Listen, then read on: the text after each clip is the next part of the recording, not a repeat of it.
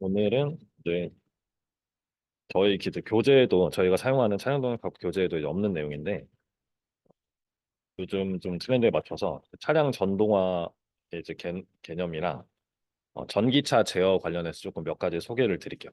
전기차에서만 할 수 있는 어떤 제어 기법들을 좀 설명을 드리고 마치도록 하겠습니다. 그래서 어, 두 개의 파트로 나눠져 있는데 처음 파트는 조금 이제 교양 과목처럼 뭐 전동화의 역사라던가 전동화가 어떻게 이루어지고 있는지 최근 트렌드에 대해서 좀 설명을 드릴게요. 그래서 이런 걸 이제 자동차 분야를 하신다고 하면 이런 걸 알고 계시는 게 좋아서 좀 설명을 드려볼게요. 그래서 요 이제 일단 현재 자동차 산업의 트렌드라고 이제 제가 이름을 붙여봤는데 2020년대에 이제 각 그 자동차 오토메이커 회사들이 키워드를 선언을 해요. 그러니까 이제 뭐 대표이사 오너들이 예를 들어서 뭐 현대자동차로 치면 뭐 정의선 회장님이 이제 나오셔서 우리 자동차 회사는 요 방향으로 가겠습니다라고 이제 이렇게 선언을 하는 그런 이제 자리들이 있는데 그 키워드가 요 메카라는 키워드로 정의를 합니다. 그래서 이게 굉장히 중요한 유명한 용어인데 그래서 메카가 뭐냐? 그래서 M은 모빌리티, E는 이제 전동화, 일렉트리피케이션, 그리고 커넥티비티, 오토노머스 요 요렇게 이제 네 가지 단어의 앞단어를 따서 이제 메카라고 또 하고요. 제가 알기로는 이제 벤츠에서 가장 먼저 이런 단어를 세카인가? 뭐 여기 M을 S로 바꿔가지고 그런 식으로 이제 선언을 하고 이제 다른 회사들도 이제 비슷하게 정의를 하는 거죠. 그러니까 내용은 거의 비슷해요. 그렇죠? 아마 모빌리티 대신에 그 공유의 개념으로 했던 것 같아요. 공유. 그래서 여기 그림을 보시면 이제 커넥티비티는 이제 모빌리티나 일렉트리피케이션 아실 테니까요. 커넥티비티는 이렇게 여기 그림에서 보다시피 차가 차간 통신을 한다거나 이제 V2V 통신을 하죠. 아니면 이제 뭐 V2I 통신. 그러니까 여기 이런 환경이랑 교통 환경이랑 이제 통신을 한다거나 이런 게 이제 미래에 일어날 일이죠.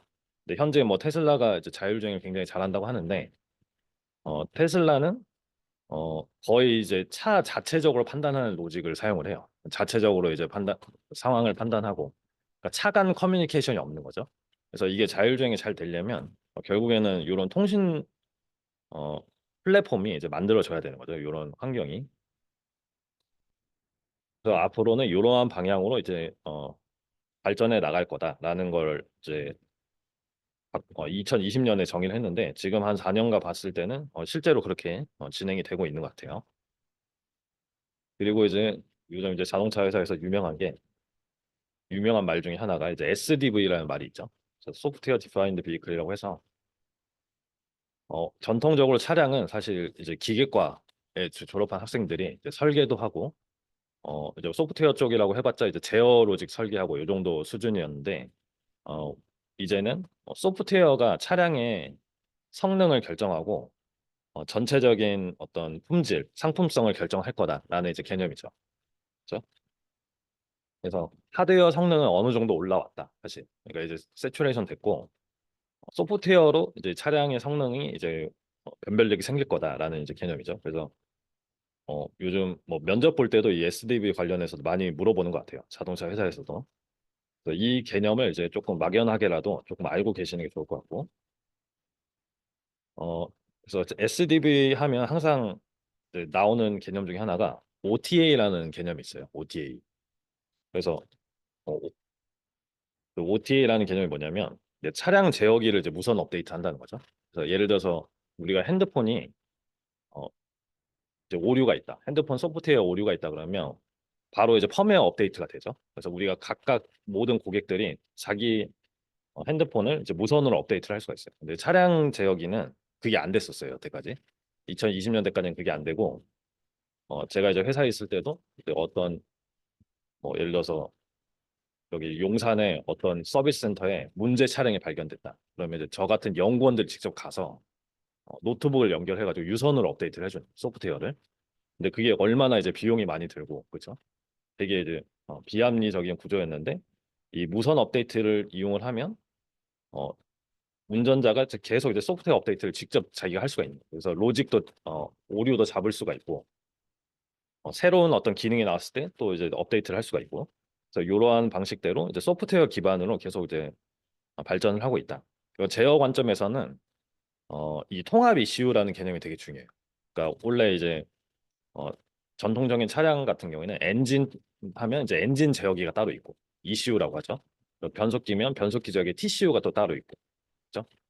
또 전기차로 오면 뭐 VCU, MCU 이렇게 제어기가 수많은 제어기가 이제 따로따로 있었어요. 근데 요런 이제 제어기의 기능을 하나의 큰 통합 ECU로 이제 통합을 한 다음에 모든 그 액추에이터들을 이제 한꺼번에 이제 최적화해서 제어를 할 수 있기 제어를 하겠다는 거죠. 그렇죠? 이러한 개념 방식대로 이렇게 개발이 되고 있고, 만약에 앞으로 학생들을 채용을 한다고 해도 이러한 방향으로 채용을 더 많이 하겠죠. 이런 것들을. 그래서 그러한 관점에서 좀 봐주시면 좋을 것 같고, 그리고 요거는 이제 저희가 이제 자동차 산업의 이해라고 해서 자동차 산업의 어떤 특징이 있죠. 자동차 산업만의 어떤 특징이 있는데 요거를 알고 조금 자동차 분야 공부를 해보면 좋지 않을까라는 개념을 제가 준비를 해봤고요. 어떤 이제 산업이라는 거는 사실 이제 기업이 돈을 이윤을 극대화하기 위해서 이제 모든 게 결정이 되잖아요. 근데 이제 자동차 산업만의 특징이 있어요. 이게 이제 수요 공급에 의해서 어떤 가격이 결정되는 게 아니라 다른 어떤 디스터번스들이 있는 거죠. 그래서 첫 번째가 어, 이제 자동차 기업을 이제 괴롭히는 환경 규제가 있다는 거죠. 환경 규제. 요거는 어쩔 수 없이 지켜야 되는 뭔가 손해가 나더라도 어쩔 수 없이 지켜야 되는 어떤 규제가 있다는 거고. 그래서 그 이제 가장 유명한 게 이제 탄소 배출권이라는 개념이 있죠. 요거는 사실 꼭 자동차 분야가 아니더라도 알아두시면 좋아요. 상식적으로. 그래서 탄소 배출권이라는 거는 기업이 어떤 기업 활동을 하면서 이제 온실가스를 배출할 수 있는 권리인데, 요거는 이제 기업 할당 범위 내에서만 이제 이 CO2 같은 온실가스를 배출을 해야 된다는 거죠. 그렇죠? 예를 들어서 자동차 회사라고 하면 차가 만들어지고 고객한테 인도될 때까지 그 고객이 이제 차를 운영하면서 또 이제 뭐 이산화탄소가 이제 배출이 되는데, 아무튼 이제 고객한테 인도가 될 때까지 그 발생하는 그 온실가스의 총량을 저희가 이제 제한을 한다는 거예요. 그래서 이 탄소 배출권이라는 그 권리를 주고, 만약에 내가 탄소 배출권을 너무 많이 쓸 것 같다, 할당된 범위를 초과할 것 같다 그러면 시장에서 사야 됩니다. 다른 회사에서 사고, 그걸 사지 않으면 벌금이 어마무시하기 때문에 그거를 이제 돈을 주고 사고 라는 하게 되는 거죠. 그래서 요거랑 또 이제 관련된 개념 중에 하나가 자동차 회사에서는 이 카페라는 게 있어요. 카페. 그래서 이게 저기 용어를 보시면 기업 평균 연비라고 해서 미국에서 이제 자동차 연비 관리 정책을 하는 거예요. 그래서 에너지 관점에서 보면 연비가 좋을수록, 그죠? 그러니까 같은 에너지를 써서 이제 뭐, 뭐, 멀리 거리를 갈 수 있다고 하면, 그러면 이거는 이제 이산화탄소를 적게 배출을 하는 거죠. 그렇죠? 온실가스 배출 측면에서는 좋은 거죠. 연비가 좋을수록. 그래서 한 자동차 기업이 한 해에 생산하는 자동차의 평균 연비를 규제하는 제도다라는 거고요. 그래서 예를 들어 현대자동차라고 하면 전기차도 있고 하이브리드 차도 있고 뭐 가솔린 차도 있을 텐데, 얘네들이 연비가 다 다르죠. 그래서 걔네들은 평균 연비를 계산하는 거예요. 평균 연비. 그래서 전기차는 당연히 뭐 이렇게 연비화해가지고 계산을 하면 연비가 좋을 거고, 이제 가솔린차는 좋지 않을 거고 그렇게 될 건데, 어, 요 이제 숫자의 개념이 좀 있어야 되는데 2025년까지 평균 연비를 23으로 끌어올린다는 목표가 있어요. 평균 연비가 23이면 좋은 거예요, 나쁜 거예요? 이건 엄청 좋은 거죠. 그러니까 하이브리드 차도 요걸 맞추기가 힘들어요. 그러니까 이만큼 이제 규제가 너무 세기 때문에 어, 자동차 회사 입장에서는 이 평균 연비잖아요. 그러니까 모든 자동차들의 평균 연비니까 어쩔 수 없이 전동화 차량을 만들 수밖에 없는. 얘가 이제 수익성이 낮더라도 그런 개념이 있는 거죠. 그러니까 이런 이제 환경 규제가 자동차의 어떤 방향성을 이제 결정해 버리는 그런 상황이. 그래서 기준 미달 시 이제 벌금을 부과하는데 어 이게 이제 어마무시한 규모입니다. 그러니까 예를 들어서 테슬라가 수익이 좋은 이유, 영업이익률이 좋아. 요즘은 좀 많이 안 좋아졌는데 수익률이 좋았던 이유는 이 탄소 배출권을 파는 거예요. 얘는 이제 내연기관차를 만들지 않으니까 탄소 배출권이 남아서 이거를 다른 회사에 팔아.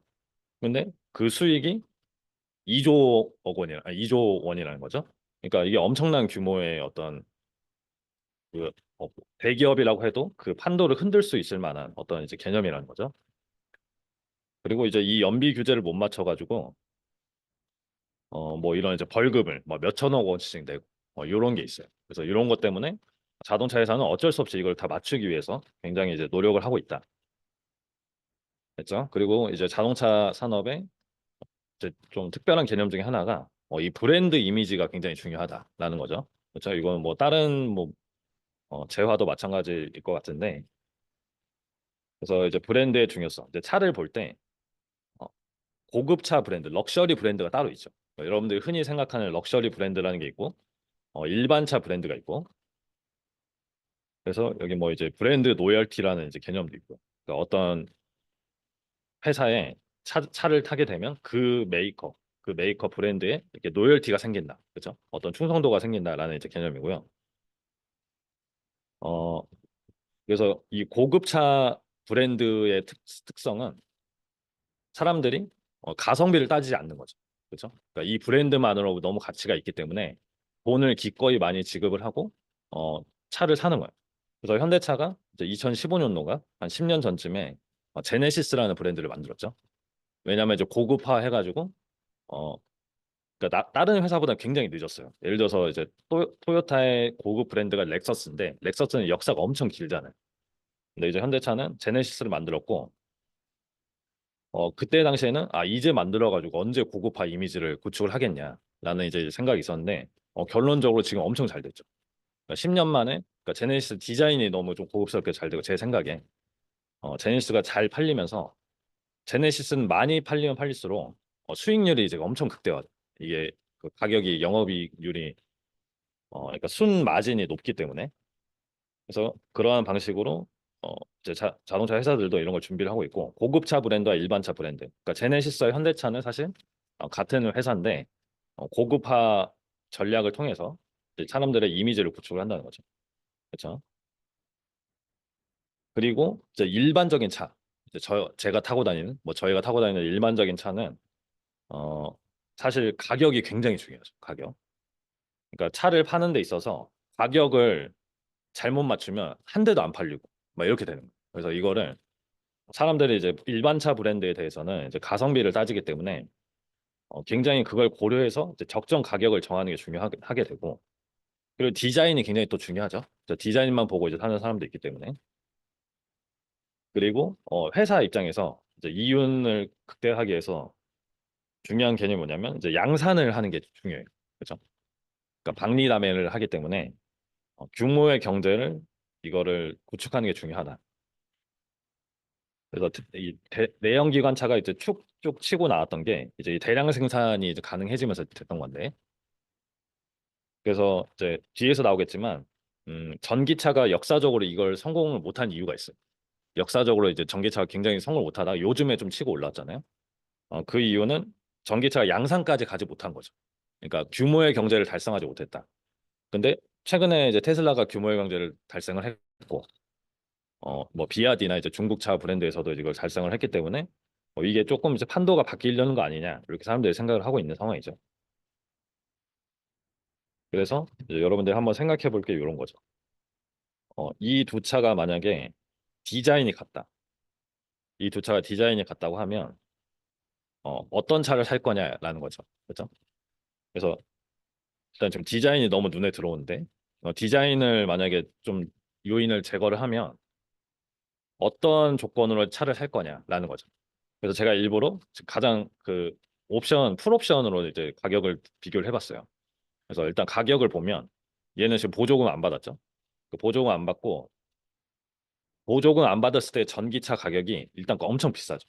그렇죠? 그러니까 6천만 원이 넘어가고 그러니까 6천만 원이면 사실 뭐 BMW, 벤츠 뭐 여기까지 이제 다른 분야로 이제 다른 브랜드로 눈을 돌릴 수 있는 그런 가격이기 때문에 근데 산타페의 경우에도 이제 풀옵션 했을 때는 상당히 가격이 있는데 4,600만 원 정도고 그래서 출력 일단 성능 비교를 한번 숫자적으로 한번 해보는 거예요. 우리가 이제 공학적인 관점에서. 그래서 출력은 이게 이제 마력으로 바꾸면 아이오닉이 좀 더 좋고 그리고 크기는 산타페가 더 크죠. 그렇죠? 그래서 그리고 뭐 주행거리, 주유거리 이런 거는 별로 의미가 없지만 이런 식으로 이제 비교가 될 수 있다. 그래서 다른 고려 사항은 이제 유지비라던가 그리고 전기차 보조금이 얼마나 들어올 거냐, 충전 시간, 뭐 충전에 대한 어떤 불편함, 그리고 뭐 전기차를 타고 다니면 왠지 이미지가 좋아지는 것 같다, 뭐 이런 것도 있고. 그래서 이런 거를 고려해서 이제 살 건데, 단순히 숫자적인 성능만 비교를 했을 때, 이게 만약에 같은 가격이라고 하면 전기차가 가솔린차의 성능을 따라오지 못한다. 이게 일단 팩트예요. 그러니까 전기차의 성능이 많이 올라왔는데, 그러니까 성능 좋은 전기차를 만들 수 있는데 비싸. 그래서 가격을 만약에 맞춘다고 하면, 제가 얘기했잖아요. 이런 이제 일반차 브랜드는 가격이 너무 중요해. 진짜 너무 중요해서 그 가격 때문에 어떤 특정 차종이 없어지고 막 이렇게 되는 거예요. 그래서 자동차에서는 이걸 이제 양산을 통해서 전기차의 가격을 내릴 수 있는 방향으로 전기차 개발을 하고가 있고, 그런데 공급 전기차 수가 이제 너무 늘어나니까 이제 보조금이 줄어들죠. 저희 보조금이 다 세금인데, 그래서 이게 결국에는 누가 이길 거냐라는 이제 문제라는 거죠. 그래서 이제 내연기관차랑 전기차의 역사를 이제 간단히 좀 빠르게 좀 훑어볼 건데, 여러분들 이제 많이들 아시겠지만 전기차가 내연기관차보다 역사가 오래됐죠. 그렇죠? 1830년대 이때 이제 전기차가 발견이 됐고, 내연기관은 1860년대나 이제 가스 엔진으로서 이제 발견이 된 거예요. 발명이. 그래서 전기차가 처음 나왔을 때는 1800년대 이때 전기차가 인기를 얻기 시작했어요. 근데 그 이유는 뭐냐면, 그 경쟁 차종인 이제 내연기관이 너무 형편없어서 그랬던 거거든요.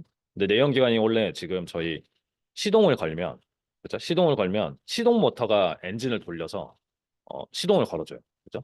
안 그러면 시동이 안 걸립니다. 이게 시동 모터가 만약에 방전이 되거나 하면.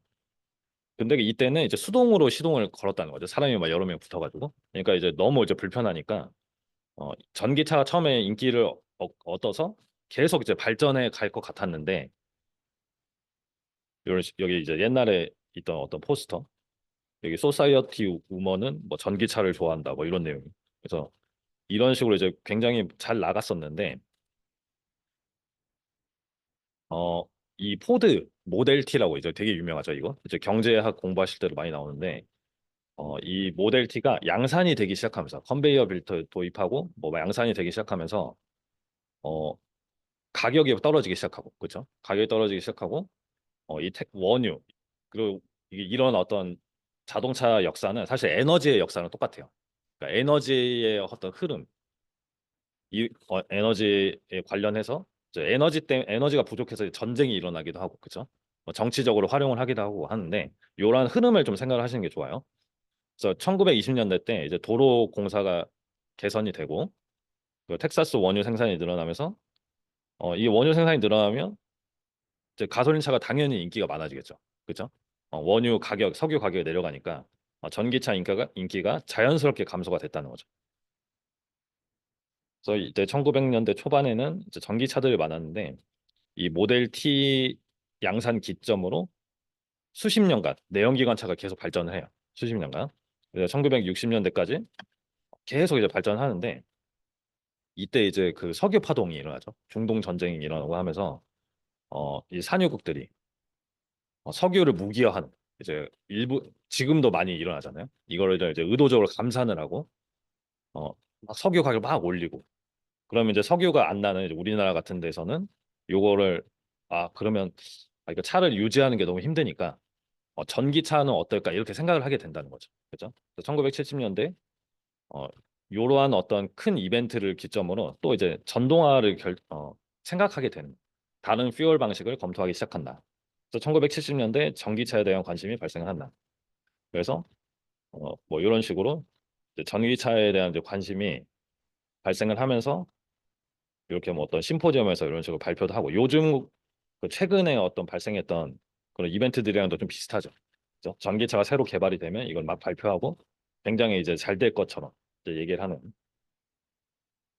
그래서 요런 차가 2,000대 이상 생산이 됐대요. 이렇게 좀 생긴 거 이상한데, 그래서 주행 이때 당시에는 이제 뭐 기술이 그렇게 좋지 않으니까 주행 거리는 한 100km도 안 되는 정도였고, 이때 당시에 이제 미국에서 여섯 번째로 큰 자동차 회사가 됐었대요.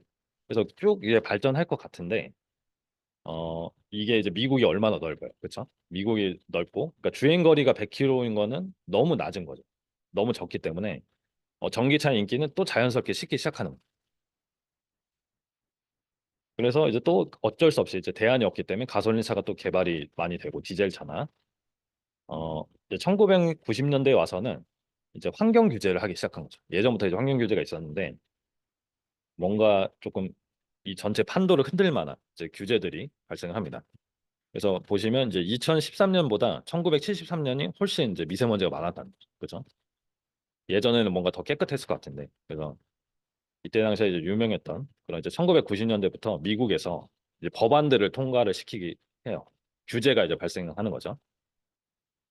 그래서 그 중에 유명했던 게 이제 캘리포니아 이 카브라는 법안이 있는데 1990년인데 벌써 제로 에미션 비이클, 그러니까 배터리로만 가는 이제 전기차라든가 이런 예를 일정 비율 이상 판매하도록 하는 이제 법안이 통과가 됐다는 거죠.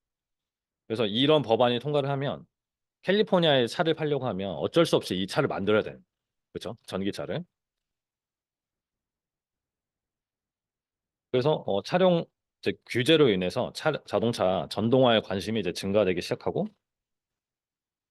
이게 이제 굉장히 유명한 EV1이라는 전기차가 있어요. GM의 최초의 양산 전기차라고 봐도 무방한데 어 요게 제가 또 뒤에 설명을 드릴 건데 전기차를 만들어라. 자동차 회사한테 전기차를 만들어라 하면 이제 제일 먼저 할 수 있는 게 뭐냐면 얘가 이미 구조가 있잖아요. 그 자동차 껍질 벗겨보면 뭐 엔진이 앞에 달려 있고 변속기 있고 그래서 기껏 하는 게 엔진이랑 변속기 드러내고 이제 거기다 모터를 넣는 거죠.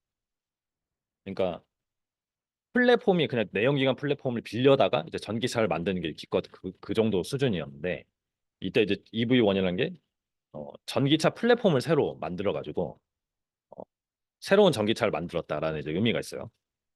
돈도 많이 들었겠지만 투자비. 그리고 이제 하이브리드 차가 이때 처음 나옵니다. 여기 양산 하이브리드 차 프리우스 이제 유명한 도요타는 이때부터 이제 하이브리드 차가 나오기 시작했어요. 1997년부터. 근데 EV1이 또 잘 나갈 것 같은데 또 생산이 중단이 돼요. 근데 왜 그러냐면 역시 이제 내연기관과의 경쟁이 안 됐고 기존에 있던 그 내연기관 오토메이커들이 보이콧을 했다는 거죠. 그죠? 근데 최근에는 이제 테슬라가 이런 일을 일으켰을 때는 이제 보이콧까지는 가진 않았는데 왜냐하면 너무 그 이게 게임 체인저 그 어, 모멘텀이 너무 세가지고 어, 그래서 이때 이 전기차는 또 안 되는구나. 그래서 하이브리드 차를 개발하자라는 관심이 또 증가돼서 하이브리드 차량에 대한 이제 발전이 일어났다라는 거죠. 현대차 같은 경우에는 뭐 기존에 이제 마일드 하이브리드 차량이 좀 있긴 있었는데 뭐 소나타 하이브리드, 하이브리드 전용 모델 이제 아이오닉이라고 하이브리드가 이제 2016년에 처음 출시가 됐습니다. 그리고 이제 2006년에 이제 테슬라가 등장을 했어요. 그래서 테슬라는 어 제가 아까 이제 브랜드랑 이제 가격 얘기를 했는데 얘네들은 애초부터 럭셔리 전기 스포츠카를 만드는 게 목적이었어요. 이런 식으로 이제 이미지를 갖고서 간 거죠. 실리콘밸리의 스타트업으로 시작을 했다. 그래서 이제 비싸도 되니까 럭셔리 브랜드니까 그냥 배터리를 큰 거 넣어서 주행 거리를 이제 320km 요렇게까지 이제 가는 비싼 럭셔리 전기차를 생산했다라는 거죠. 그리고 요때 이제 좀 시기를 잘 만난 게 이제 미국 정부가 재정적으로 지원을 해줬어요. 엄청 지원을 해줘서 이제 공장을 막 짓기 시작한 거죠. 그래서 이제 그 유명한 이제 기가 팩토리가 있습니다. 기가 팩토리.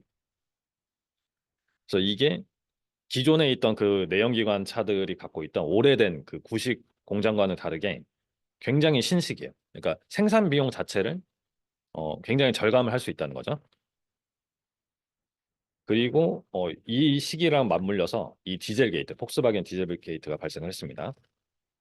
이때 당시에 제가 석사 과정이었는데 그때 디젤 엔진 연구를 하고 있었어요. 이게 이제 발생하기 전까지는 그래도 어 이제 클린 디젤이라는 말이 이제 유명할 정도로 디젤 엔진이 이제 미래다. 이제 에너지 효율 관점에서 이렇게 압축 착화를 하고 가솔린보다 연비는 훨씬 좋고 매연만 어떻게 해결하면 이제 정말 좋을 거다.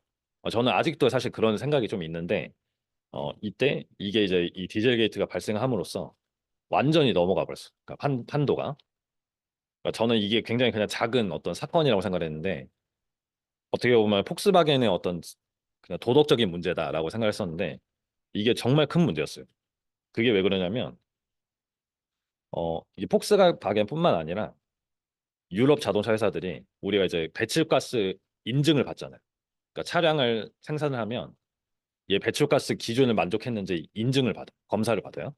근데 이때 받을 때 어, 우리가 다른 소프트웨어를 넣어가지고 이제 배출가스 검증량만 적게 나오게 이런 식으로 이제 조작을 했다는 거예요. 양산 소프트웨어가 아니라.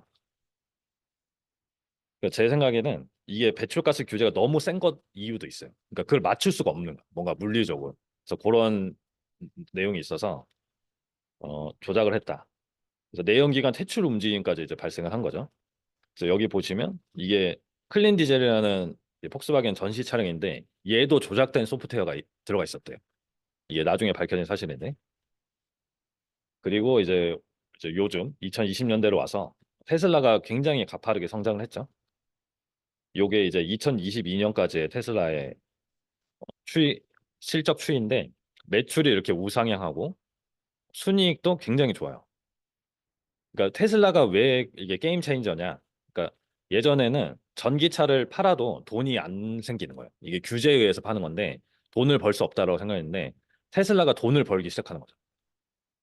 그래서 이걸 보고 이제 다른 회사들도 이제 같이 전기차 개발에 총력을 집중한다. 그래서 여기가 2022년이죠. 이때 제가 이때 회사에 있을 때인데 어, 뭐 엔진 개발하는 팀을 다 없애버린다고 했지. 그러니까 사람을 자르진 않는데 이제 없애고 재편을 하는 전동화 업무를 시키고 그리고 테슬라 실적은 계속 이렇게 증가할 것 같은데 여러분들 주식에 관심 있으시면 알겠지만 요즘 많이 떨어졌죠. 그래서 그 떨어진 이유도 조금 분석을 할 필요가 있어요.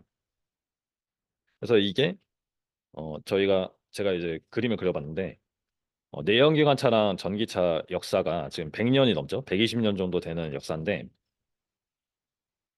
이 빨간색으로 제가 표시를 한 게 내연기관차가 발전하던 시기라는 거죠.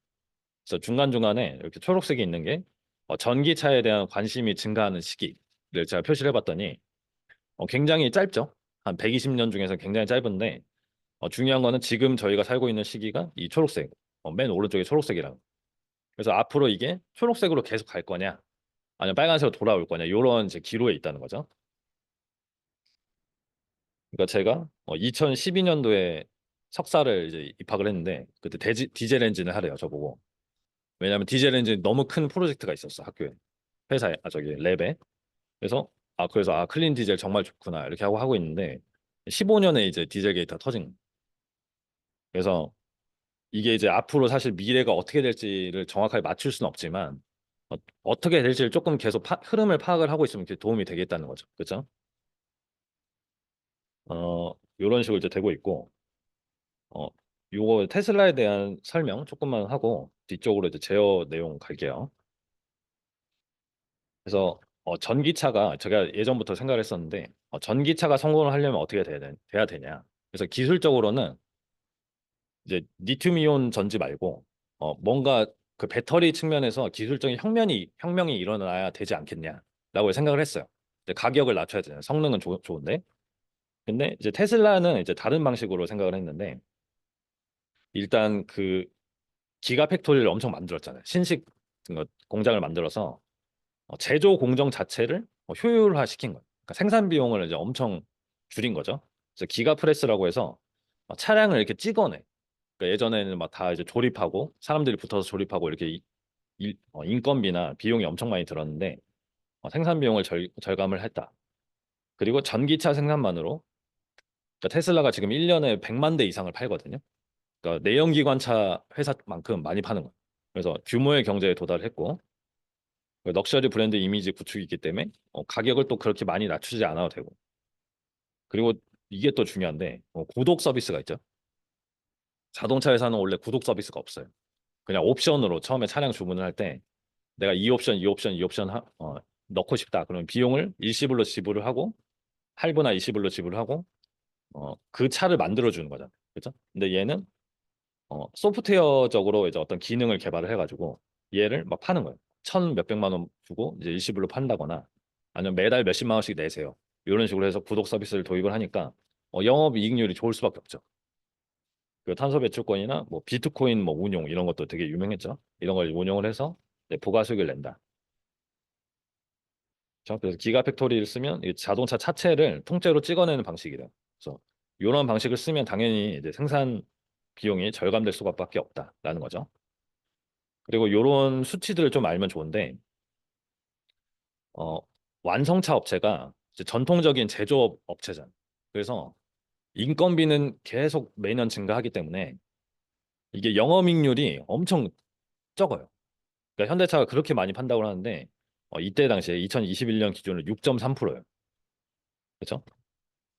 예를 들어서 뭐 바이오 기업 이런 데는 막 3, 40% 영업이익률 내는 데도 있어요. 그래서 영업이익률을 내야 사실 굉장히 뭔가 좀 돈을 실제로 버는 거니까.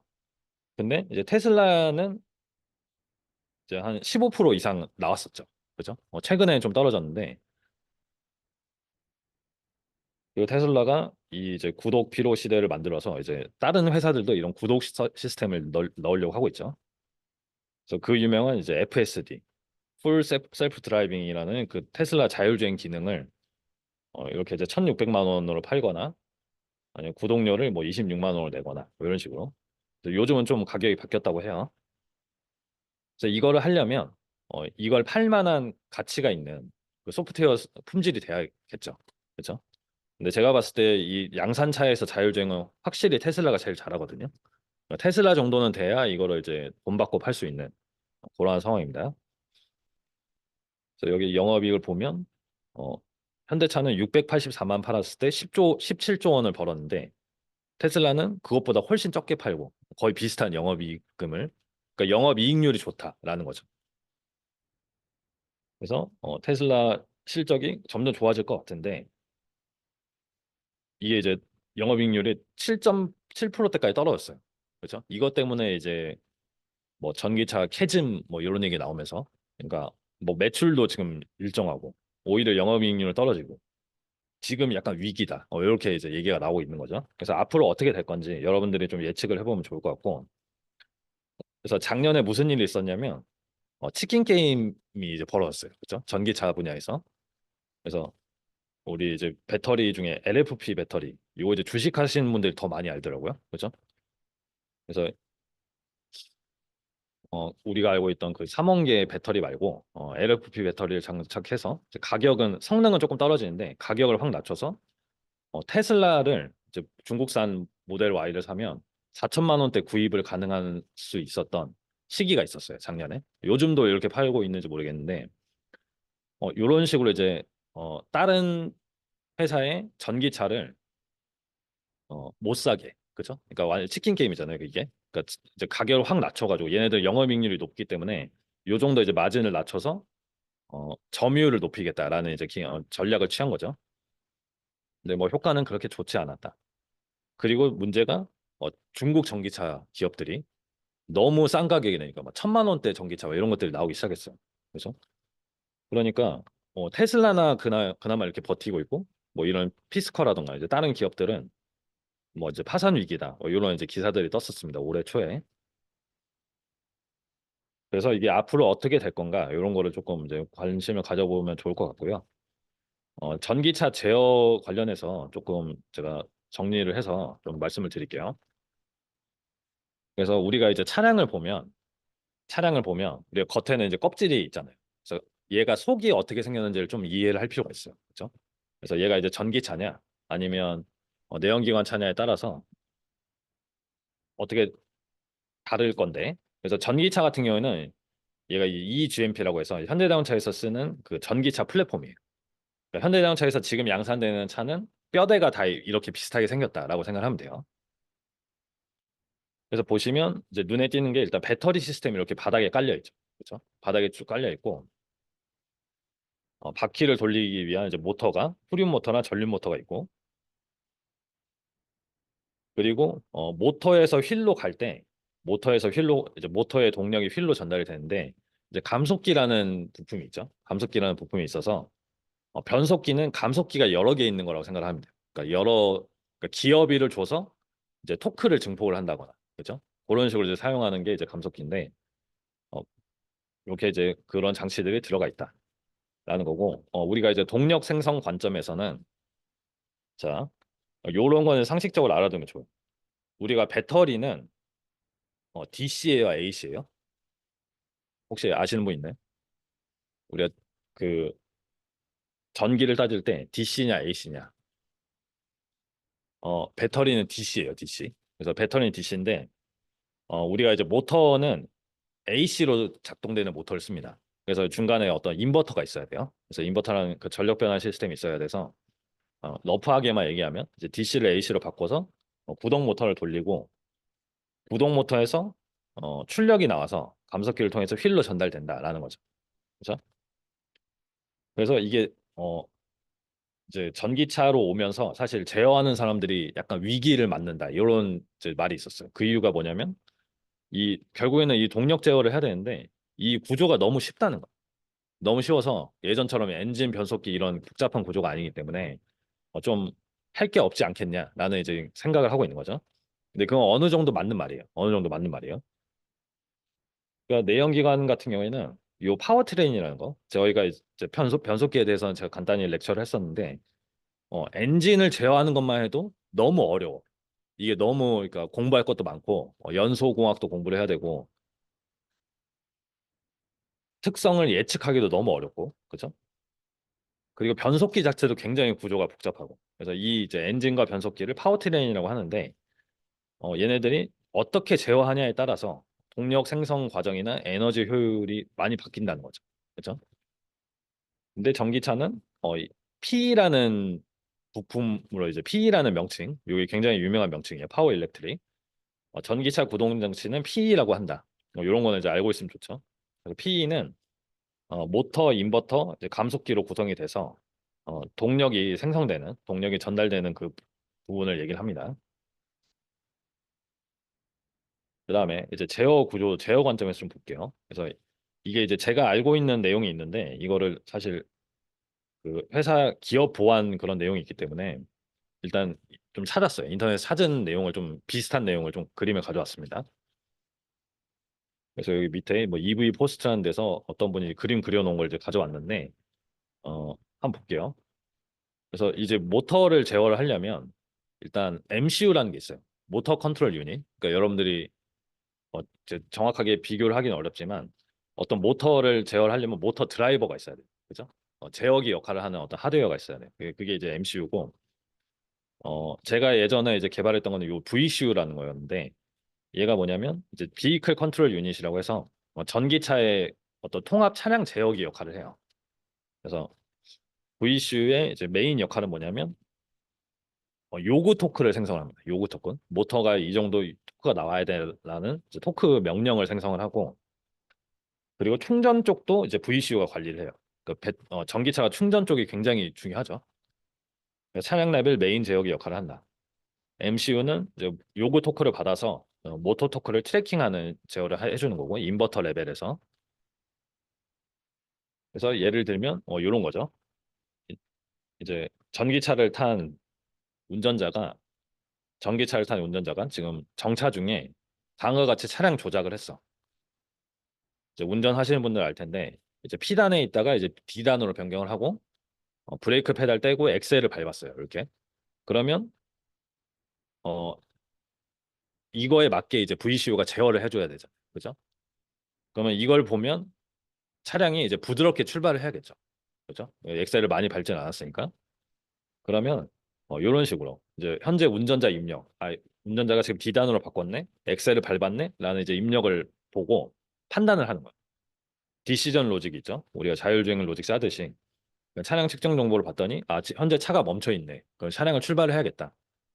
라고 해서 어, 실제로 우리가 이제 스테이트 플로우나 시뮬링크로 이런 걸 설계를 한다는 거죠. 그래서 이걸 판단을 해서 출발 제어 모드로 가라. 그래서 구동 모터의 그 적절한 모터 값을 생성을 해주면 이제 밑에 MCU에서 이 구동 모터가 실제로 이 토크가 나오도록 제어를 해준다는 거죠. 그렇죠? 그래서 VCU랑 MCU로 이제 구성된 어떤 제어 로직의 계략도를 제가 이제 그림을 그려서 말씀을 드린 거고요. 여러분들은 이걸 이제 제어 다이어그램, 제어 로직을 배웠기 때문에 제어 과목을 어떤 게 레퍼런스로 들어와서 이게 어떤 제어 로직을 통해서 얘가 이제 트래킹 제어가 되는구나. 이런 식으로 이제 이해를 해야 된다는 거죠. 그다음에 또 이제 전기차 구조 중에 좀 알아두면 좋은 게 ICCU라는 게 있어요. 그래서 여기 보시면 이제 통합 충전 제어기라고 보시면 되는데 전기차니까 이제 충전이 굉장히 이슈죠. 그래서 이게 ICCU 검색을 해보면 요즘 난리 났어. 이게 문제가 있어가지고 차가 이제 가다가 멈추는 거. 그러니까 구동불능이래.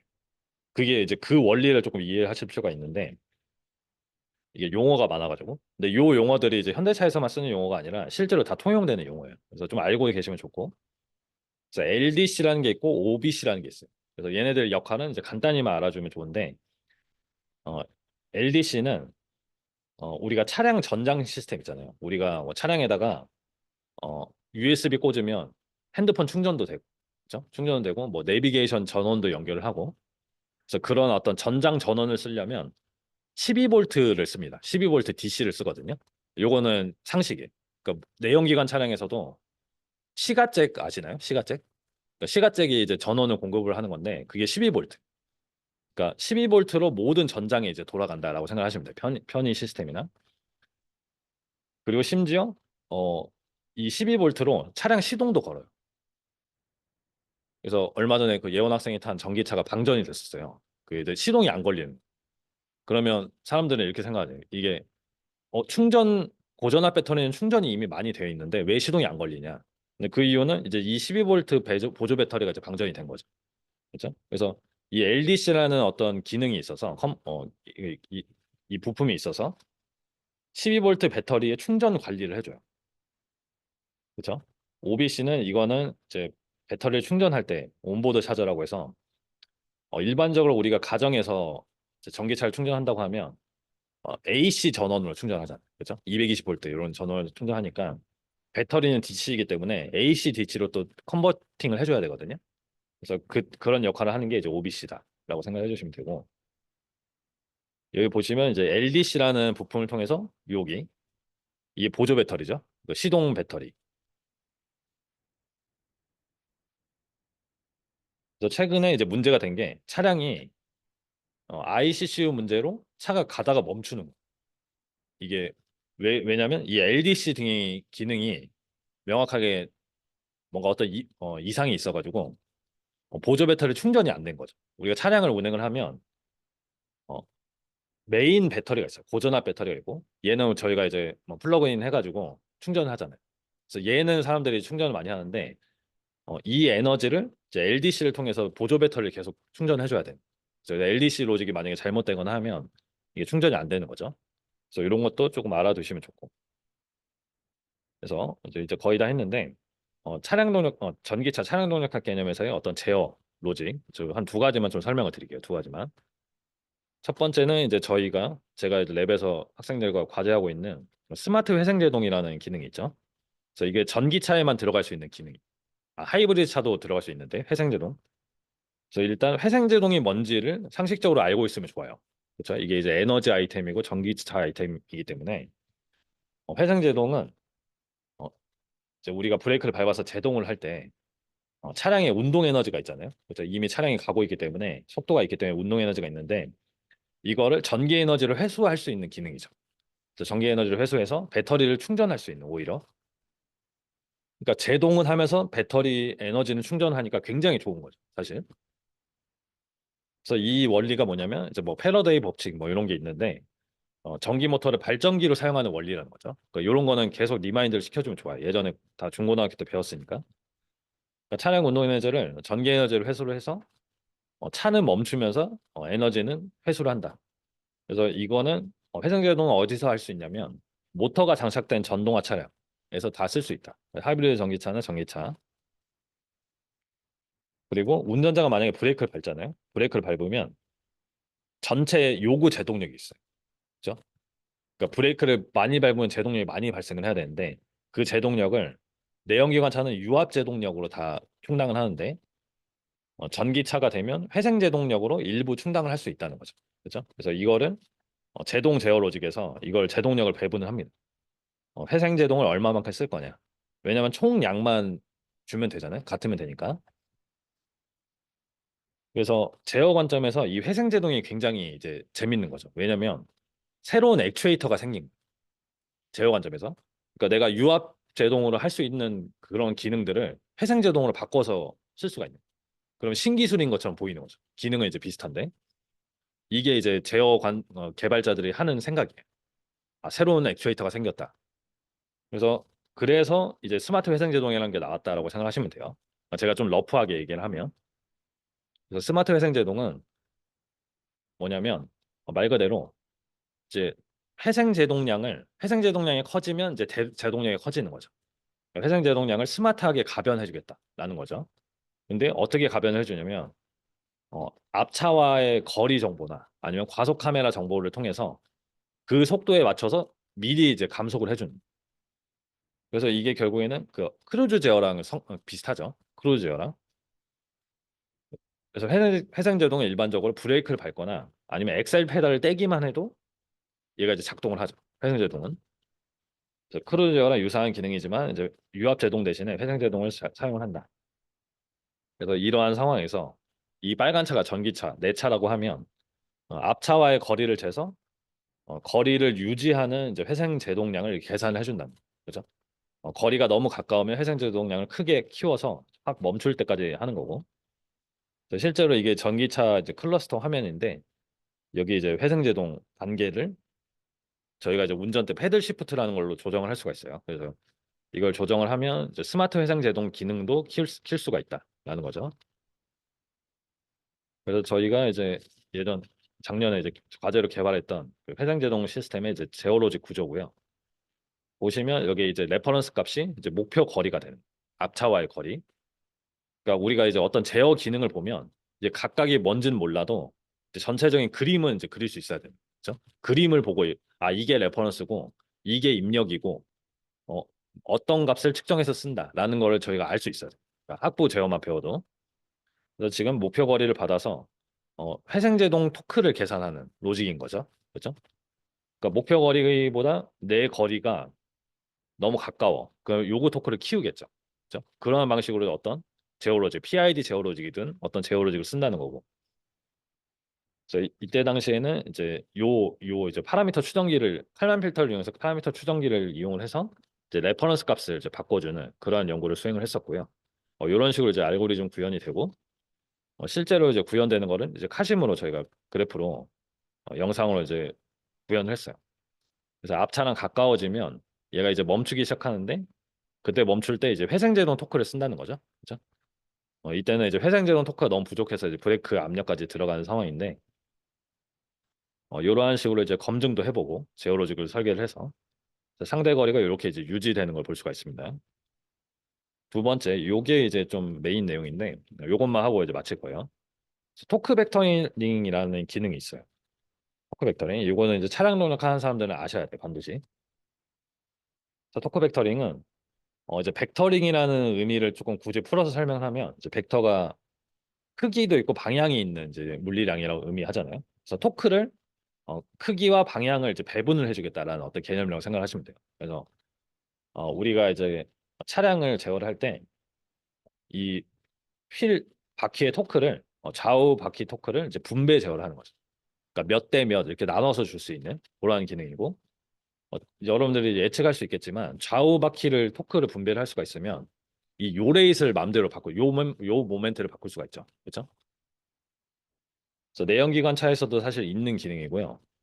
뭐 이런 어떤 클러치나 이제 디퍼런셜 제어 이 부분은 저희가 이제 수업에서 다루진 않았는데 이제 좌우 토크를 이제 분배할 수 있는 어떤 기능이 있어요. 조금 복잡하긴 한데 근데 저희는 일단 전기차에 대해서만 조금 말씀을 드릴 거고 예를 들면 이런 거죠. 요 이 가운데 있는 그림 보시면 어, 디자일드 패스가 이렇게 돼 있는데 액추얼 패스가 이렇게 됐어요. 더 돌아갔죠. 이거를 무슨 상황이라고 하죠? 디자일드 패스보다 내 차가 더 돌아갔어. 오버스티어. 그렇죠? 그래서 오버스티어가 났을 때 어, 원래 우리가 ESC에서 했던 건 뭐냐면 휠 브레이크 압력을 이렇게 반대 방향으로 잡아줘요. 그렇죠? 그래서 브레이크 압력을 이렇게 따로따로 이렇게 분배를 해서 요 모멘트를 만들어냈죠. 그렇죠? 근데 토크 벡터링은 어떻게 하냐면 지금 얘가 이제 전기차라고 생각해 보면 휠 토크가 양의 방향으로 지금 나가고 있어. 그 전륜 구동이라고 생각하면. 근데 내가 이 토크 벡터링 기술을 이용하면 왼쪽 바퀴에다가 토크를 더 주는 거야. 총합은 똑같은데. 그럼 어떻게 되냐면 여기 지금 왼쪽 바퀴가 화살표가 더 커졌죠. 그러니까 차를 이렇게 시계 방향으로 돌리겠죠. 그렇죠? 그러니까 제동력을 쓰지 않고 다른 방식으로 요 모멘트를 만들 수가 있다. 그다음에 이제 오른쪽과 같이 언더스티어가 났다. 디자일드는 요건데 이렇게 차량이 좀 바깥쪽을 휘더라라고 하면 후륜 바퀴에서 바깥쪽을 70%더 주면 요 모멘트가 또 이제 반시계 방향으로 생기기 때문에 잡아줄 수 있다는 거죠. 원리는. 그러니까 이러한 방식대로 이 모터 토크를 좀 잘 분배를 하면 차량 횡방의 안정성이나 이제 차량 거동 성능에 굉장히 도움이 되겠다라는 걸 생각하는 거죠. 그래서 이게 ESC라는 이제 차이점이 뭐냐? ESC도 똑같이 요 모멘트를 생성하는 건 맞는데 ESC는 유압 브레이크 제어를 사용한다는 거죠. 근데 한번 생각해 보면 그러면 똑같이 요 모멘트를 그냥 생성할 수만 있으면 좋은 거 아닙니까? 라고 이제 생각할 수 있는데 이제 굳이 이제 단점을 찾자면 브레이크는 에너지를 까먹는 거예요. 그렇죠? 그러니까 에너지를 마찰로 날리면서 그러니까 결국에는 종방향 속도가 줄어들 수밖에 없죠. 그러니까 이 횡방의 안정성을 확보할 수 있는데 뭔가 이제 까먹는 게 있다라는 거죠. 근데 이제 토크 벡터링 잘하면 전체는 까먹지 않으면서 이렇게 분배를 할 수 있다. 좌우 분배를 할 수 있다라는 게 좋다는 거예요. 그래서 ESC 이제 작년 지난 예전 수업 때 했던 거 얘기하면 오버스티어 때는 외측 전륜 브레이크를 잡는다고 했어요. 지금 이제 좌회전 하고 있는데 외측 전륜 브레이크를 잡으면 이렇게 이제 요 모멘트가 시계 방향을 작용하고 언더스티어 상황에서는 내측 후륜의 브레이크를 잡아서 이렇게 요 모멘트를 생성을 한다. 그렇죠? 이때 이제 사용했던 액추에이터가 브레이크다라는 걸 좀 생각해 주시고 그 다음에 하나 또 알아두면 좋은 이제 사전 지식이 인휠 모터라는 게 있습니다. 인휠 모터. 들어보신 분들 많죠? 그래서 이 인휠, 휠 안에 있는 모터라는 건데 여기 밑에 있는 그림처럼 여기 지금 스테이터, 로터 있죠? 그러니까 모터의 구조가 휠에 장착이 돼 있는 휠에 장착이 돼 있어서 바퀴 자체가 모터를 품고 있는 구조인 거죠. 그래서 이렇게 네 바퀴가 다 이렇게 인일 모터로 장착이 돼 있다라고 하면 그럼 각각의 모터를 내가 독립적으로 제어를 할 수가 있죠. 그렇죠? 그러니까 제어 관점에서는 제어 자유도가 굉장히 높아지고 할 수 있는 게 많다. 또 이렇게 되는 거죠. 그래서 한동안 이 인일 모터 차량에 대한 어떤 제어 연구가 굉장히 많이 이루어졌었습니다. 근데 제가 이제 얘기하지만 얘는 이제 미래 전기차 기술이에요. 실제로 이 기술은 있는데 얘가 이제 미래 전기차 기술이다. 어, 일단 인일 모터를 썼을 때 장점은 어, 각 토크나 휠 토크나 방향에 개별 제어가 가능하고 그리고 셰프트 같은 게 많이 필요하지 않죠. 그죠? 원래 이제 모터를 중간에 하나 놓고 셰프트를 이렇게 연결을 해줬는데 셰프트가 없고 그러니까 여기 안에 공간 이슈가 패키징 이슈가 많이 해결이 된다는 거죠. 그러니까 자유도가 더 좋아지고 그리고 제가 이제 영상을 보여주진 않은데 크랩 주행이라는 게 있어요. 굉장히 유명한. 그러니까 바퀴를 이렇게 돼 있으면 얘를 완전히 90도로 이렇게 꺾어가지고 옆으로 가는 거죠. 그래서 좁은 공간에서 이제 평행 주차를 할 수도 있고. 그래서 이게 가능한 게 이제 인일 모터 때문이에요. 그러니까 인일 모터가 아니면 이게 휠이 돌아가는 각도가 제한이 되죠. 그죠? 셰프트도 있고 하기 때문에. 그래서 이런 식으로 이제 뭔가 이제 미래 전기차 관련해서 이제 개발되고 있는 기술인데 이렇게 좋으면 이제 이거를 양산차에 넣으면 되지 않냐라는 거죠. 근데 문제는 이게 이제 진동 문제가 있어요. 어쩔 수 없는 진동 문제. 그러니까 휠 자체에 지금 동력을 주고 이 휠의 무게가 올라가기 때문에 그 진동이 너무 승차감이 안 좋다라는 이제 단점이 있어서 이걸 좀 해결하는 연구들이 많이 일어나고 있고요. 그리고 이닐 모터 자체 이제 가격도 굉장히 비싸고 그리고 모터가 이렇게 휠 쪽에 노출이 되어 있기 때문에 이제 내구성 문제도 있어요. 어디 받거나 하면 그렇죠? 그리고 무게도 무게 문제도 있다. 그리고 우리가 이제 진동 관점에서 보면 저희가 이제 서스펜션 수업을 안 했는데 스프렁 매스, 언스프렁 매스라는 개념이 있어요. 한번 들어보신 분이 있는지 모르겠는데 이제 굳이 따지자면 이제 서스펜션을 두고 밑에 있는 그 휠 쪽이 이제 언스프렁 매스라고 합니다. 그래서 그 언스프렁 매스가 커지면 매스 자체가 커지면 스프렁 매스, 즉 내가 타고 있는 그 차체의 진동이 엄청 커져요. 이건 이제 진동공학적으로 해석을 할 수가 있어요. 본 수업에는 없지만. 그래서 이러한 식으로 이제 승차감 악화 문제가 있다. 그래서 양산에 적용되기 어렵다. 지금은. 근데 어쨌거나 2일 모터가 장착이 됐을 때 우리는 제어 관점만 볼 거니까 얘를 이제 전기차 토크 벡터링 한 연구를 제가 논문을 하나 찾았어요. 그 밑에 논문 제목을 읽어보시면 요 다이렉트 요 모멘트 컨트롤러예요. 그렇죠? 2일 모터 드라이브 어, 전기차에서 이런 아답티브 슬라이딩 모드 컨트롤러라는 걸 이용해서 얘를 설계를 했다. 그래서 제가 이 논문을 봤을 때 이게 수식이 엄청 많거든요. 근데 제가 봤을 때 여러분들이 조금 하루 이틀 공부하면 다 이해할 수 있어요. 이걸 이제 차량동력화 수업 좀 개념을 좀 도입을 하면 그래서 여기서 얘기하는 그 제어 목표가 횡방향 거동 안정화를 하겠대요. 그래서 이때 하는 게 이제 목표 요레이스를 주고 얘를 추종하게 하는 거잖아요. 그렇죠? 근데 이 사람은 이제 두 개를 써놨는데 목표 요레이스를 추종하면서 행슬리 값, 베타는 일정 값 안에 들어오도록 하겠다라는 거죠. 그리고 이게 제어 구조도 굉장히 이제 좋은 논문에 썼으니까 구조가 굉장히 복잡한데 여러분들이 이 구조를 좀 이해할 수가 있거든요. 그러니까 여기 보시면 이제 논문을 읽을 때 예를 들어서 이런 게 이제 아답티브 슬라이딩 모드 컨트롤러인데 얘는 배우지 않았으니까 모르잖아요. 그렇죠? 근데 모르는데 확실한 거는 어떤 레퍼런스 값을 받아가지고 입력을 내뱉는 거예요. 그렇죠?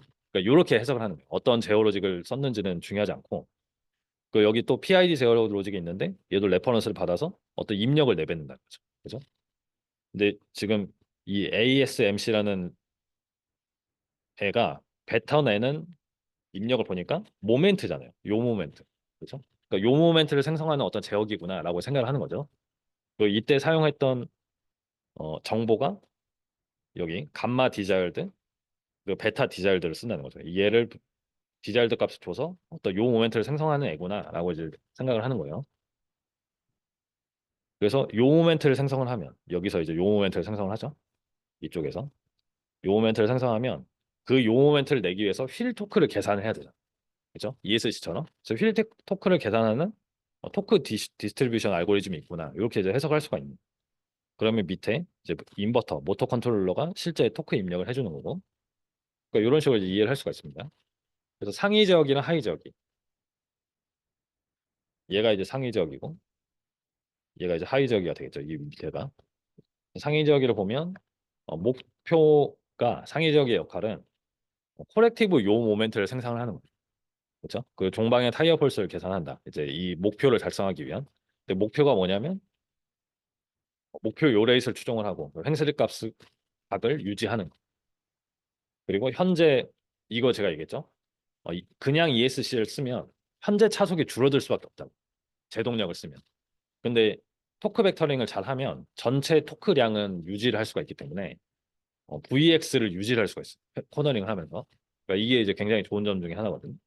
그래서 이 세 개의 목표를 달성하기 위한 이제 입력을 상위 입력을 계산하고 하위 지역에는 요 모멘트를 이렇게 생성을 해준다는 거죠.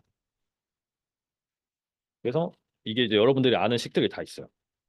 이게 다 여러분들이 다 배운 식인데 우리 바이시클 모델을 이용해서 요레이 목표 값을 생성을 하고 그 목표 행슬리 값은 이제 다텀을 0으로 보낸 다음에 이제 베타로 정리하면 되는데 이런 식으로 목표 값을 생성을 한다는 거죠.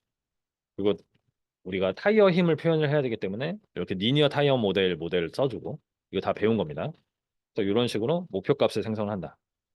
그 다음에 이제 목표 값이 나왔을 때 슬라이딩 모드 제어 통해서 이제 요 모멘트가 생성이 되고 요 모멘트를 이제 인일 모터 토크로 이제 생성을 하는 거예요. 요것도 이제 간단한 그 물리 지식으로 이해를 할 수가 있는데 여기가 C라고 이 길이가 C라고 했을 때 여러분 CG를 중심으로 이 타이어 힘들이 모멘트를 주잖아요. 그렇죠? 시, 이게 모멘텀이 되죠. 이 길이가. 그렇죠? 그러니까 타이어 힘을 통해서 이제 모멘트를 만들어낼 수가 있는 거죠. 그래서 이 모멘트와 요 모멘트와 타이어 힘 간의 관계를 이렇게 이제 간단하게 표현할 수가 있고 그래서 우리가 원하는 요 모멘트 값이 정해졌을 때 거기에 해당하는 모터 토크를 이런 식으로 이제 계산할 수가 있는 거죠. 그래서 이제 이 휠 토크 모델을 봤을 때 얘가 이제 돌리려는 어떤 토크가 있잖아요. 돌리려는 토크랑 여기에 발생하는 타이어 힘은 간단하게 얘기해서 이런 관계에 있죠. 그죠? 간단하게 얘기해서 이제 어떤 반지름, 이펙티브 라디우스를 곱해주면 모터 토크로 이제 분배가 되는 거예요. 그래서 얘가 각 인일 모터에 들어가는 토크 입력이 된다는 거죠. 그죠? 그다음에 이제 하나만 이제 차량 동력학적으로 하나만 더 얘기를 하면 어, 요 모멘트를 생성하기 위한 토크를 생성을 했을 때 이 토크에 의해서 타이어가 슬립이 날 수가 있죠. 그렇죠? 그러니까 타이어가 슬립이 커지면 어떻게 되냐면 내가 원하는 타이어 힘을 낼 수가 없어요.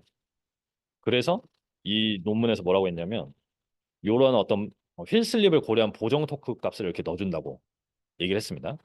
그래서 이 논문 자체가 굉장히 많은 것을 고려를 했어요. 구조도 그래서 복잡하고. 그래서 이런 식으로 이제 하나하나 보면 여러분들이 이제 좀 이해를 할 수가 있다. 그래서 이거를 이제 검증을 어떻게 했냐. 이런 게 이제 검증하는 방법도 여러분들이 알면 좋죠. 그래서 이분은 이제 시뮬레이션 했어요. 시뮬레이션. 시뮬링크에서 시뮬레이션을 했는데 어 이제 레인 체인지를 차선 변경을 하는 상황이고 눈길로 이제 본인이 세팅을 했습니다. 그래서 눈길로 세팅을 했을 때 로우뮤 상황이잖아요. 그래서 노면 마찰 계수를 0.2로 설정을 하고 굉장히 낮게 시속 70km에서 횡방향 디스플레이스먼트가 2.2m. 그러니까 VY가 이제 발생을 해서 이제 횡방향으로 2.2m만큼 움직이도록 매뉴버를 설정을 한 거예요. 주행 상황을. 그래서 그때 이제 결과를 이제 보여주는 거죠. 그래서 이런 식으로 이제 보여주면 얘가 이제 잘 되는구나라고 이제 보여준다는 건데 어떤 식으로 하냐면 내가 제안하는 로직이 ASMC잖아요. 그렇죠? 그래서 ASMC가 디자일드 값을 잘 따라가는 일단 보여주는 거죠. 보니까 이게 거의 겹쳐서 이제 안 보이죠? 잘 따라가고 있어.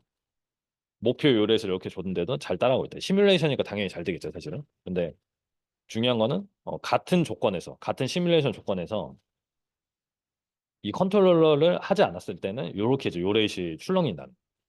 그래서 이렇게 보여주면 내 제안한 제어 로직이 잘 되는구나라고 이제 보여줄 수가 있는 거죠.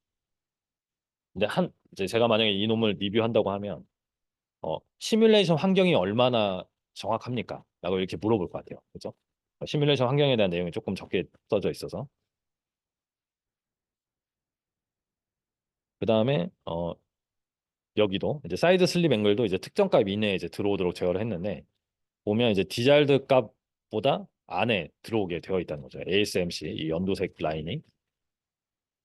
그래서 이렇게 다른 애들은 이렇게 확 미끄러지더라. 그죠? 사이드 슬립이 확 많이 나면, 너무 많이 나면 이제 횡령이 떨어지기 때문에 이제 조향성도 떨어지고, 그리고 실제로 이게 제어가 잘 되는지를 보여주려면 이제 제어 입력을 보여줘야 돼요. 제어 입력을. 이 입력을 통해서 얘가 잘 됐습니다. 이렇게 보여주는. 요 모멘트를 이렇게 바꿔가면서 했고 실제로 이걸 이제 비주얼라이제이션 해서 내가 차선 변경할 때 제어 안 한 애는 이렇게 바깥으로 튕겨 나가더라. 슬립이 확 일어나면서. 내가 제어한 거는 이렇게 되더라. 이런 식으로 이제 정리를 할 수가 있다는 거죠.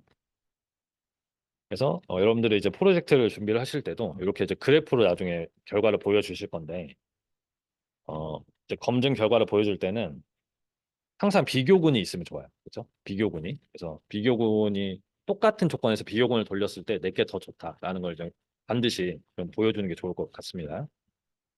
됐죠? 오늘 좀 말이 길었는데 오늘은 여기서 마치고 2주 후에 발표 때 뵙기로 해요. 그렇죠? 마치겠습니다.